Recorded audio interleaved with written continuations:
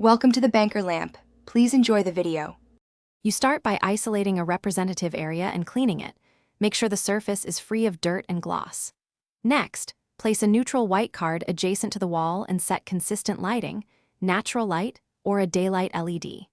Use your smartphone camera at 90 degrees to the wall and take a close, well-framed photo including the card. Doing this first preserves true color data and prevents camera autocorrections from skewing the match.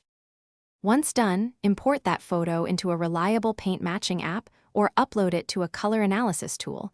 You can also use a handheld colorimeter for direct readings.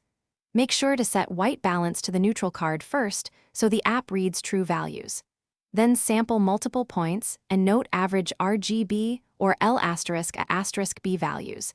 This reduces the influence of shadows or streaks. Finally, match those values to paint manufacturer chips and shortlist 2-3 closest codes for physical sampling. You now buy sample pots of the top matches and paint 6x6. Thanks for watching. If this was helpful, leave a like and consider subscribing. See you next time.